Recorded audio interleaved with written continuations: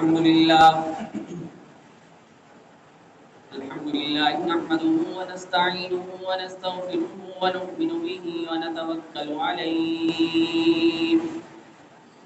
ونعوذ بالله من شرور أنفسنا ومن سيئات أعمالنا من يهده الله فلا مضل له ومن يضلله فلا هادي له ونشهد أن لا إله إلا الله وحده لا شريك له ونشهد أن سيدنا ومولانا وسندنا وحبيبنا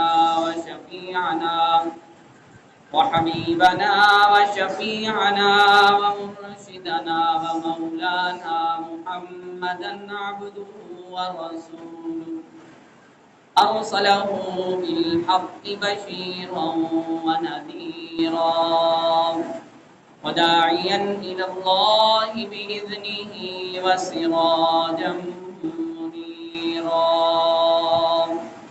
صلى الله عليه وعلى آله وصحبه وبارك وسلم تسليما كثيرا أما بعد فأعوذ بالله من الشيطان الرجيم بسم الله الرحمن الرحيم يا أيها الذين آمنوا لا تبطلوا أعمالكم بالمن والأذى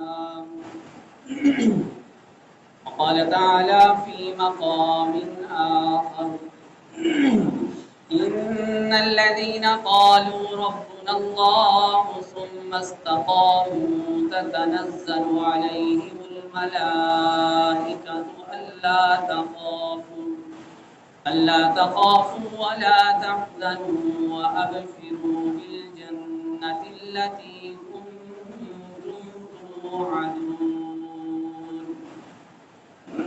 وقال النبي صلى الله عليه وسلم أحب الأعمال إلى الله أدومها وإن قل أو كما قال رسول الله صلى الله عليه وسلم صدق الله وصدق رسوله النبي الكريم ونحن على ذلك من الشاهدين والشاكرين والحمد لله رب العالمين اللهم صل على محمد وعلى آل محمد كما صليت على إبراهيم وعلى آل إبراهيم إنك حميد مجيد اللهم بارك على محمد وعلى آل محمد كما باركت على إبراهيم وعلى آل إبراهيم إنك حميد مجيد رب اشرح لي صدري ويسر لي أمري واحلل عقدة من لساني يفقهوا قولي رب زدني علما رب زدني علما رب زدني علما سبحانك لا علم لنا إلا ما علمتنا إنك أنت العليم الحكيم واجب الاحترام گرامی قدر حاضرین، اس وقت آپ احباب کی خدمت میں قرآن پاک کی دو آیات کریمہ تلاوت کی ہیں اور نبی مہربان صلی اللہ علیہ وسلم کے مبارک اور پاکیزہ ارشادات میں سے ایک حدیث مبارکہ پڑھی۔ اللہ جل شانہ کی خدمت میں دعا ہے کہ اللہ جل شانہ ان آیات اور حدیث کی روشنی میں حق بات، حق نیت، حق طریقے سے کہنے کی توفیق عطا فرمائے اور مجھے اور آپ کو ان باتوں کے اوپر عمل کرنے کی بھی توفیق نصیب فرمائے۔ رمضان المبارک کا مہینہ ہم سے رخصت ہو چکا ہے اور شوال کا مہینہ اپنی منزل کی جانب رواں دواں ہے۔ رمضان المبارک کا مہینہ میں نے اور آپ نے اللہ کی توفیق اور اللہ کی مدد سے جس انداز سے گزارا ہے کہ اللہ تعالیٰ کی اطاعت اور فرما برداری میں میں نے اور آپ نے حد الوسع کوشش کی ہے کہ اس کو راضی کرنے کے لیے جتنے نیک اعمال مجھ سے آپ سے بن سکتے ہیں، میں اور آپ کر سکتے ہیں، وہ کیے جائیں، اور اس کی نافرمانیوں، اس کے معاصی، اس کی منہیات، منع کردہ کاموں سے جس حد تک مجھ سے اور آپ سے ممکن ہو سکا رمضان کی برکت سے میں اور آپ بچتے رہے۔ لیکن اصل امتحان میرا اور آپ کا اب شروع ہونے والا ہے۔ رمضان المبارک میں تو نیکی کا ماحول ہوتا ہے، شیاطین کو جکڑ دیا جاتا ہے، اور وہ زیادہ تر اہل ایمان کے اعمال پر اثر انداز نہیں ہوتا، جس کی برکت سے ایک مومن عام طور پر نیکی کی طرف رغبت بھی کرتا ہے اور گناہوں سے بچنے کی کوشش بھی کرتا ہے، گناہوں سے بچ کر زندگی بھی گزارتا ہے۔ لیکن جو ہی رمضان المبارک کا مہینہ ختم ہوتا ہے تو میرا اور آپ کا ازلی ابدی دشمن، اس کی بیڑیاں کھل جاتی ہیں، وہ چھوٹ جاتا ہے، اور وہ مجھے اور آپ کو جکڑنے کے طریقے سوچنے لگتا ہے، مجھے اور آپ کو جکڑنے کے حربے استعمال کرنے لگتا ہے، مجھے اور آپ کو جکڑنے کی کوشش میں لگ جاتا ہے۔ ایک مہینہ تو میں جکڑیا رہا تھا، ہوں میں تو مجھے جکڑ۔ اب اصل امتحان میرا اور آپ کا اب شروع ہوتا ہے کہ میں نے اور آپ نے جس طرح، جس اہتمام کے ساتھ، توجہ اللہ کے ساتھ، رغبت الاعمال کے ساتھ میں نے اور آپ نے رمضان کی گھڑیاں گزاری تھی، رمضان کی مبارک گھڑیاں گزاری تھی، اب میری اور آپ کی زندگی میں انقلاب آتا ہے کہ نہیں، چینجنگ آتی ہے کہ نہیں، میں اور آپ رمضان والے اعمال کو جاری رکھ پاتے ہیں کہ نہیں پاتے۔ اصل میرا اور آپ کا امتحان ابھی شروع ہونے والا ہے۔ یہ ایک مہینہ بظاہر جو 11 مہینوں کے بعد مجھے اور آپ کو اللہ تعالیٰ نصیب فرماتے ہیں، یہ ایک مہینہ در حقیقت یہ مشق کا مہینہ ہے، تمرین کا مہینہ ہے۔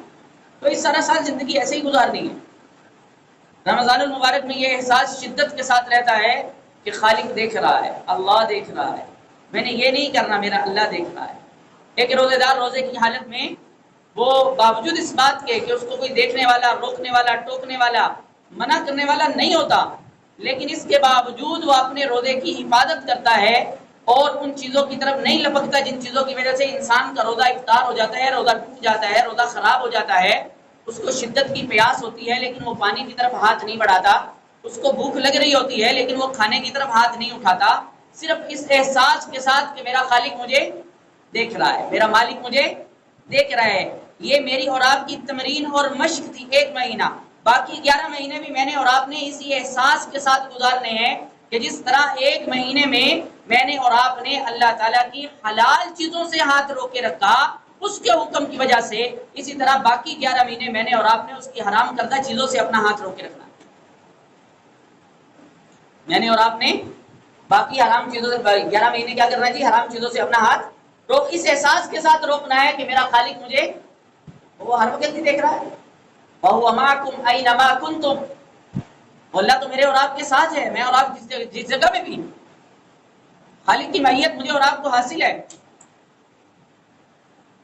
اللہ سورہ قاف میں تو یوں فرماتے ہیں کہ نحن اقرب الیہ من حبل الورید، کہ ہم تو تیری اشارت سے بھی زیادہ تیرے قریب ہیں، میرے اور آپ کے پاس ہے، مجھ سے اور آپ سے دور نہیں ہے۔ تو اسی احساس کے ساتھ میں نے اور آپ نے رمضان کی اس تمرین، اس مشق کو باقی رکھنا ہے، رمضان کے اعمال کو باقی رکھنا ہے، رمضان کے اعمال کو جاری رکھنا ہے۔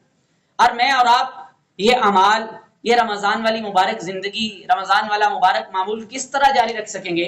چند ایک باتیں اس کے لیے بطور معاونت کے میں آپ کے سامنے شیئر کرتا ہوں۔ سب سے پہلے تو اس بات پر اللہ تعالیٰ کا شکر ادا کیا جائے کہ اللہ تعالیٰ نے رمضان المبارک کا مہینہ مجھے اور آپ کو نصیب فرمایا، صحت، سلامتی، عافیت کے ساتھ، نیکی تقوی والی زندگی کے ساتھ اس رمضان کو گزارنے کی اللہ نے توفیق عطا فرمائی۔ یہ محض اللہ تعالیٰ کا کرم ہے، اس کا فضل ہے، میرے اور آپ کے اندر کوئی کمال نہیں ہے۔ رمضان کا مبارک مہینہ تو حضور مانگ مانگ کر لیا کرتے تھے، صحابہ کرام 6 مہینے پہلے اس کے لیے دعائیں کرنے شروع کر دیتے تھے، اور جب گزر جاتا تھا تو رونا دھونا شروع کر دیتے تھے، اللہ کے سامنے ہاتھ اٹھا لیتے تھے کہ یا اللہ جو کر لیا ہے اس کو اپنی بارگاہ میں قبول بھی فرما لے۔ صحابہ کرام کی تو یہ کیفیت رہتی تھی۔ تو سب سے پہلے اپنے اندر شکر کی صفت پیدا کی جائے، اس لیے کہ شکر ایک ایسی چیز ہے جس کام پر شکر کی عادت ڈل جائے اللہ تعالیٰ اس میں اضافہ فرما دیتے ہیں، اللہ اس کو بڑھا دیتے ہیں۔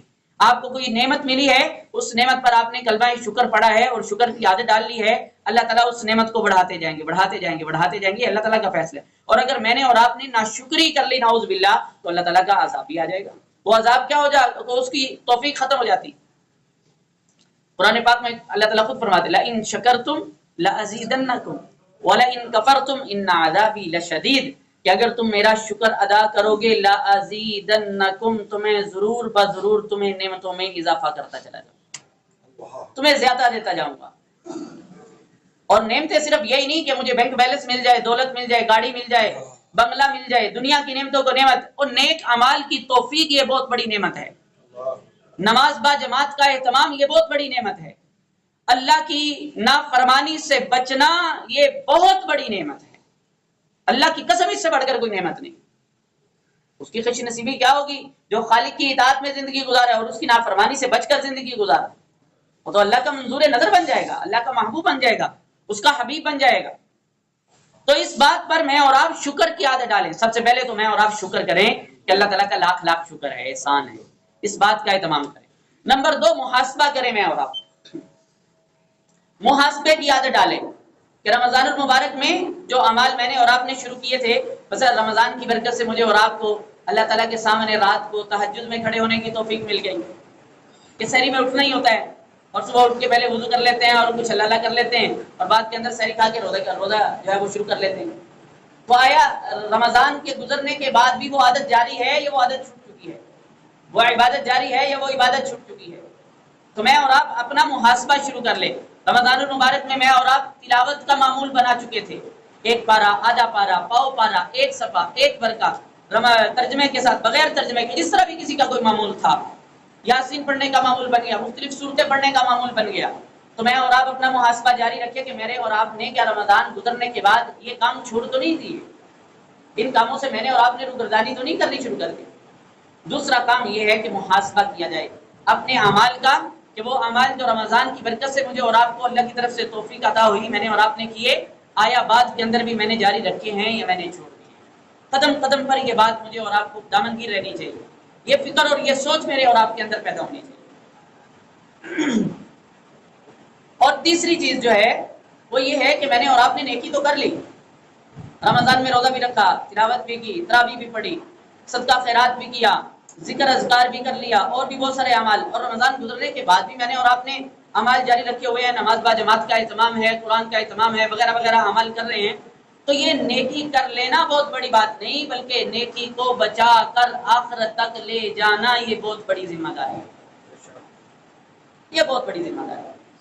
آج مجھ میں اور آپ میں، ہمارے مسلمانوں میں جذبہ بہت ہے کہ وقتی طور پر کوئی کام نیکی کا کہا جائے تو کرنے کے لیے فوراً تیار ہو جاتے ہیں اور بڑھ چڑھ کر اس میں حصہ لیتے ہیں خیر کے کاموں میں۔ لیکن ہوتا کیا ہے کہ وہ بعد کے اندر چند ایسے اعمال میں مبتلا ہو جاتے ہیں جس کی وجہ سے اپنی نیکی ضائع کر بیٹھتے ہیں،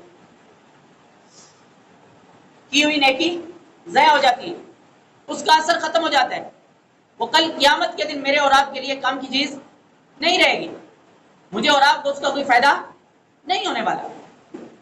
تو نیکی کرنا بھی ضروری ہے، اللہ کی اطاعت کرنا بھی ضروری ہے، لیکن اس نیکی سے بڑھ کر اس کی حفاظت کرنا یہ بہت ضروری ہے، اس کو محفوظ رکھنا۔ اور نیکی تباہ کس سے ہوتی ہے؟ ریاکاری سے ہوتی ہے۔ ایک آدمی نیکی کر رہا ہے اور نیکی کے ساتھ ساتھ اس کی تشہیر بھی کر رہا ہے، نیکی کے ساتھ ساتھ اس کی کیا کر رہا ہے؟ تشہیر بھی کر رہا ہے۔ بہت بڑے عالم تھے حضرت مولانا اشرف علی تھانوی رحمۃ اللہ علیہ، انہوں نے ایک قصہ لکھا کہ ایک نواب صاحب کے ہاں ایک آدمی مہمان ہوا، تو مہمان کو نماز کا تقاضا پیدا ہوا، نماز کا وقت آ گیا تو نماز کے لیے اس نے مصلی مانگا۔ تو نواب صاحب نے اپنے نوکر کو یہ کہتے ہوئے مصلی دینے کا کہا کہ بھائی جو ہم اپنے چوتھے حج سے واپسی پر مصلی لے کر آئے تھے، مہمان کے لیے وہ مصلی لا کر بچھا۔ کیا کہا؟ چوتھے حج سے واپسی پر جو مصلی لے کر آئے تھے وہ مصلی کیا کر دو؟ مہمان کے لیے لا کر بچھا دو، مہمان نماز پڑھے۔ تو مولانا نے فرمایا کہ اس بندے کے اس ایک جملے نے اس کے چاروں حج جو ہے وہ غلط کر دیا، ختم کر دیا۔ اگر اس کا یعنی نیت اور دین یہ تھی کہ میں یہ بتانا چاہتا ہوں کہ میں نے 4 حج کیے ہوئے، میں نے نیکی کرنی ہے، نیکی کو چھپانا بھی ہے۔ آج ہمارے یہاں سوشل میڈیا کا زمانہ ہے، نیکی کرتے ہیں واٹس ایپ پہ ڈال دیتے ہیں، نماز پڑھتے پڑھتے بھی میں اور آپ ویڈیو بنا رہے ہیں اور اپنی نیکی کی تشہیر شروع کر دیتے ہیں۔ میں نے اور آپ نے کسی کے ساتھ صدقہ خیرات والا عمل کر لیا، کسی کی معاونت والا، مدد والا عمل کر لیا تو اس کی بھی تشریح شروع کر دیتے ہیں. تو ریا کی نیت سے اگر میں اور آپ کسی کو اپنا عمل بتاتے ہیں تو اس سے میرا اور آپ کا عمل باقی ضائع ہو جاتا ہے، ختم ہو جاتا ہے. ان یسیر الریا شرک، حضور فرماتے ہیں تھوڑی سی ریاکاری بھی شرک میں داخل ہے. وہ خالص عمل اللہ کے لیے نہیں رہتا، وہ جس کو دکھا رہے اس کے لیے ہو جاتا ہے. اور واضح رسول اللہ صلی اللہ علیہ وسلم نے اعلان فرمایا من صلی یرائی فقد اشرک، جو ریاکاری کرتے ہوئے نماز پڑھتا ہے وہ مشرک ہو جاتا ہے، وہ شرک کر رہا ہوتا ہے، وہ شرک میں مبتلا ہو جاتا ہے. ومن صام یرائی فقد اشرک، جو روزہ ریاکاری کی نیت سے رکھتا ہے وہ بھی مشرک ہو جاتا ہے. رسول اللہ صلی اللہ علیہ وسلم کی باتیں فراہمی. اور اسی طرح قرآن پاک میں جو آیت کریمہ میں نے خطبے میں تلاوت کی اس میں بھی یا ایھا الذین آمنوا لا تبطلوا اعمالکم بالمن والآذى، اپنے اعمال کو تکلیف دینے اور احسان جتلانے کے ساتھ برباد مت کیا کرو. کسی کے اوپر اگر آپ نے کوئی احسان کر دیا ہے، کسی کے ساتھ آپ نے کوئی نیکی کر دی ہے، کسی کی معاونت کر دی ہے، کسی کے آپ کام آ چکے ہیں تو بات کے اندر اس کو تکلیف نہ دیا کریں، اس کی تکلیف کا باعث نہ بن جایا کریں. اس سے آپ کی ہوئی نیکی کیا ہو جاتی ہے؟ ضائع ہو جاتی ہے، تباہ ہو جاتی ہے، ختم ہو جاتی ہے، اس کا کوئی بھی فائدہ آپ کے کھاتے میں نہیں رہتا. نمبر 2 والمن، فرمایا کہ نیکی کرنے کے بعد احسان جتلانا، کہ میں تیرا نیکی کی تھی، میں نے تیرے ساتھ یہ بھلائی کی تھی، میں تو تیرا خارخواہ ہوں، تجھے میرے ساتھ یہ کرنا چاہیے، میں نے تیرے ساتھ یہ کیا تھا. اس کہنے سے بھی نیکی کیا ہو جاتی ہے؟ بولے جی اس کہنے سے بھی کیا ہو جاتی ہے؟ نیکی تباہ ہو جاتی ہے. اگر میں اور آپ اپنے اعمال کی حفاظت چاہتے ہیں کہ کل کو یہ اعمال اللہ کی رحمت سے میرے اور آپ کے کام آ سکیں، میرے اور آپ کے ترازو میں تل سکیں، ان کا وزن ہو سکے، تو ان اعمال کو محض کرنا کافی نہیں ہے، بلکہ ان اعمال کو بچا کر، ان کو محفوظ کر کے، ان کی حفاظت کرتے ہوئے قیامت تک لے جانا یہ بہت. اور چوتھی چیز جو آیت کریمہ میں نے آپ کے سامنے پڑھی وہ ہے استقامت. استقامت کا مطلب ہوتا ہے کہ جو کام میں نے اور آپ نے شروع کیا ہے، ایک تو اس کو جاری رکھا جائے، نمبر 2 اس میں مزید اضافے کی کوشش کی جائے، مزید اضافے کی کوشش کی جائے. اور استقامت کے ساتھ کسی کام کو جاری رکھنا یہ ہزار کرامتوں سے بڑھ کر ہوتا ہے. الاستقامت خیر من الف کرامہ، علماء نے یہ جملہ لکھا ہے کہ ایک استقامت جو ہے وہ ہزار کرامتوں سے بڑھ کر ہوتی ہے. ایک آدمی 100 کرامتیں ظاہر کرے لیکن اس میں استقامت کا عنصر نہیں ہے، مستقل مزاجی کے ساتھ وہ کوئی کام نہیں کرتا، کرتا ہے چھوڑ دیتا ہے، کرتا ہے چھوڑ دیتا ہے. رسول اللہ صلی اللہ علیہ وآلہ وسلم فرماتے ہیں احب الاعمال الی اللہ ادومها وان قل، آپ نے فرمایا کہ اللہ کو سب سے زیادہ محبوب اور پسند اعمال وہ ہیں جو مداومت کے ساتھ، ہمیشگی کے ساتھ کیے جائیں اگرچہ وہ مقدار میں کمی ہے. ایک آدمی ہے وہ 2 رکعت روزانہ پڑھتا ہے، میں مثال دے رہا ہوں، 2 رکعت روزانہ، لیکن پڑھتا وہ روزانہ ہے، اس کے مقابلے میں یہ 1000 درجے بہتر ہے جو آدمی ایک دن کے اندر 1000 رکعت پڑھتا ہے اور باقی سارا سال سویا رہتا ہے، باقی سارا سال اللہ کے سامنے کھڑا نہیں ہوتا. ایک آدمی ہے اس کو خیال پیدا ہوا کہ میں نے قرآن پاک کی تلاوت کرنی ہے، وہ تلاوت کے لیے بیٹھا اور بیٹھتے ہی اس نے پورے کا پورا قرآن پڑھ ڈالا، 8-9 گھنٹے لگائے اور اس نے پورے قرآن پاک کی تلاوت کر دی، بہت بڑا نیکی کا کام ہے. لیکن اس کے مقابلے میں ایک آدمی ہے جو ڈیلی پڑھتا ہے، لیکن 1 ورقہ پڑھتا ہے، 2 ورقے پڑھتا ہے، 1 پاؤ پڑھتا ہے، آدھا پارا پڑھتا ہے، لیکن ڈیلی پڑھتا ہے، استقامت کے ساتھ پڑھتا ہے اور تسلسل کے ساتھ پڑھتا ہے. تو اس حدیث کو دیکھا جائے تو نبی رحمت صلی اللہ علیہ وسلم فرماتے ہیں کہ پہلے شخص کے مقابلے میں دوسرے شخص کا عمل جو ہے وہ زیادہ بہتر ہے، اللہ کو زیادہ پسند ہے، اللہ کے ہاں اس کی زیادہ قدر ہے. اس لیے کہ ایک آدمی جو ایک ہی دن کے اندر اتنا بڑا عمل کر لے، اس نے ایک دن مشقت اٹھائی ہے، اس نے ایک دن اہتمام کیا ہے، لیکن دوسرا آدمی جو تسلسل کے ساتھ کر رہا ہے تو وہ تسلسل کے ساتھ اللہ کے سامنے حاضر ہو رہا ہے، وہ تسلسل کے ساتھ قرآن کھول رہا ہے، وہ استقامت کے ساتھ اللہ کے سامنے آ کے یہ نیکی کر رہا ہے. تو اس لیے حضور فرما رہے ہیں احب الاعمال الی اللہ ادومها وان قل، کہ اپنے اندر استقامت کی صفت پیدا کی جائے.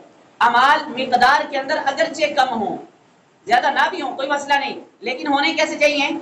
مداومت کے ساتھ ہونے چاہیے، ہمیشگی کے ساتھ ہونے چاہیے، تسلسل کے ساتھ ہونے چاہیے.